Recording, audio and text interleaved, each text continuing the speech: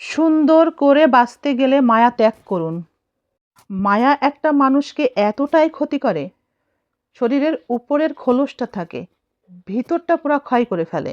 কিন্তু তবু আপনি কাউকে কিছু বলতে পারবেন না, কারো কাছে কিছু শেয়ার করতে পারবেন না। আপনি তার জন্য কাঁদতে পারবেন, কিন্তু চোখে পানি আনতে পারবেন না। আপনি তার জন্য আফসোস করবেন, কিন্তু তাকে মাথায় হাত দিয়ে সান্ত্বনার জন্য পাবেন না।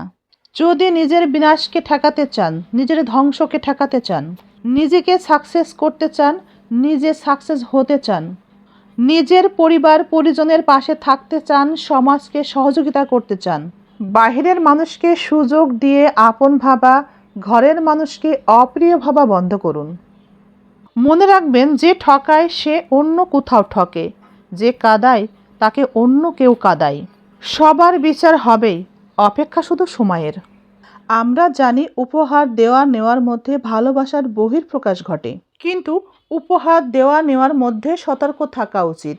বিশেষ করে কোনো পুরুষকে যখন কোনো নারী উপহার দেয়, সেই উপহার নেবার আগে অবশ্যই সচেতন থাকা উচিত। কারণ সেই উপহার বা ট্রিট নিয়ে যেন আপনাকে কোনো বিপদে পড়তে না হয়। অর্থাৎ সেই উপহার বা ট্রিট নেওয়ার পর যেন আপনাকে কোনো অনুরোধের ঢেকে গিলতে না হয়।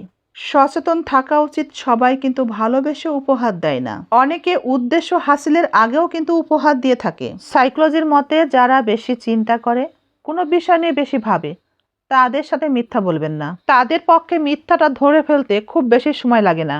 ওভার থিঙ্কারদের অবজারভেশন আর লিসেনিং পাওয়ারটা অন্য লেভেলের থাকে।